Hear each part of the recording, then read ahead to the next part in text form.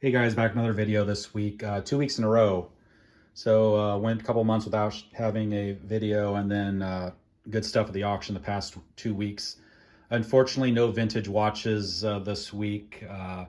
Not a lot even at the auction, some fashion type stuff that really had no value. I did come across a lot of vintage toys. This specifically I saw in the photos. Very rare figure that was in this. It was down in this area. I was hoping nobody else would kind of know what it was. One guy did know and bid me up a little bit. I thought I was gonna have to pay more, or I was gonna get outbid by a couple guys who'd go higher than what it sold for. But I'll show you guys a little bit what I paid for everything. This lot specifically I paid $210 for, and this did have the blue Snaggletooth. So these are the figures that were in this specific C3PO carrying case. These are in pretty decent condition. A lot of times I find figures and they're in really horrible worn shape. Unfortunately, not a lot of the accessories. There's maybe 20 or so weapons that I found to go with all this stuff.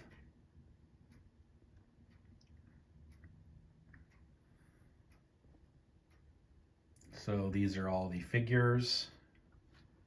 Again, $210 for all that with a Snaggletooth, and he does have his weapon. And then this flat over here, I think this was $65 I paid for these.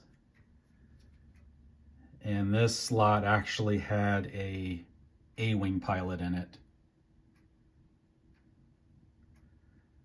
So there's another figure I didn't have before, the Emperor. And then there's a Darth Vader. He does have his lightsaber, but he's missing the tip on it. So also I did buy some jewelry flats, and then the top corner, that's all 10 and 14 karat gold. Paid $12.50 for that lot, and then the gold alone weighs, the scrap buying that's like $75. So I made $50 on that little pile over there. Guess let's do a breakdown of what everything cost. So the case, C3PO case with the Snaggletooth was $210. I paid $120 for a big tote I'm going to show you guys. The case that had the A-wing pilot was $65. The tote of Transformers I'm going to show you guys. Great deal, $45 for this. There's actually Transformer guys there, and I'm really shocked they didn't bid higher on that. And then another box that had some other Transformers and some Star Wars was $85. Like I said, $12.50 for the little jewelry flat. So these are the big guns. Never had one of these before, a blue Snaggletooth. You can see he's in a pretty decent condition. It is the toe dent version. So there's the back. And he actually does have his weapon up there. So then also have a A-wing pilot. So I'm not sure if that's supposed to be there. Oh yeah, it is. Thought it might have got burned or something, but that looks to be how it's supposed to be. Unfortunately, he is missing his weapon. I know his weapon alone is like a $150 to $200 item just for his weapon, but still another rare piece. And then final last 17 of Luke. There's the accessories and weapons that were included. A sealed survival kit, and then a droid factory parts and pieces. Have some of the R2 in there, and then a Max Rebo band keyboard. This, like I said, I was really shocked that this only sold for $45. Vintage G1 Transformers. There's some Decepticons, or I'm sorry, Constructicons. And the condition of this is just phenomenal.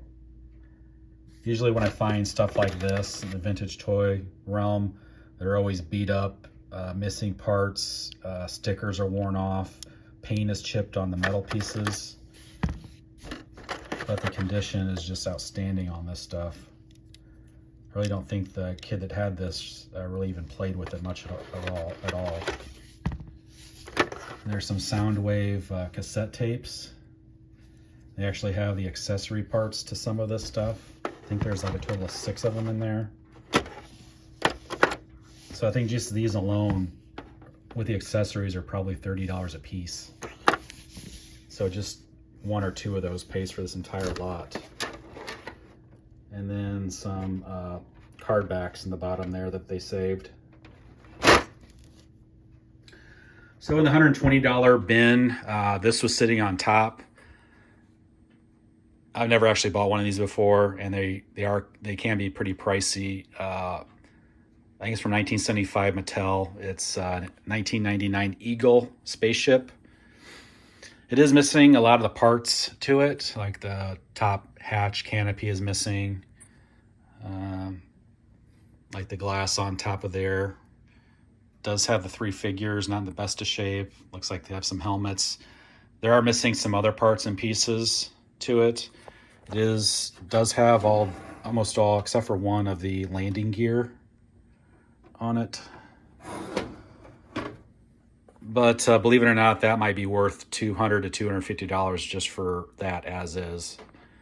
So double my money on the bin, just on that one piece.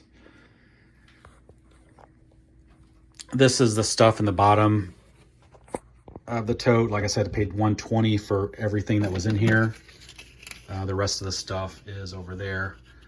This is just some of the stuff that's in the bottom. Revenge of the Jedi patch. A snow speeder manual.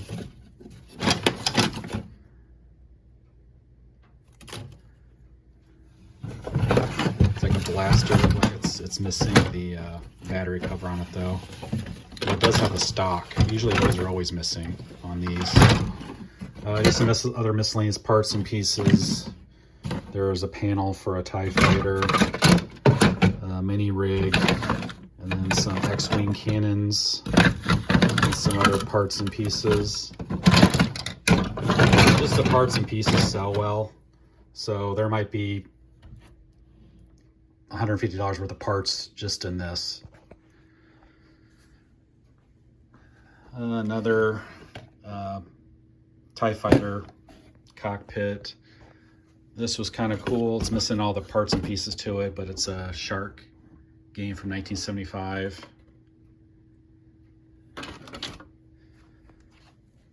Have the base plate for the first 12. That's around a $100 item. There's plates for the Droid Factory and then the Death Star. And then this stuff that was in the tote, a couple of land speeders. Looks like this one is complete and this one is not. Have a Rebel Troop transport. I think that's going to be complete. Looks like the cannons might be in the tote there. Have a Y-Wing.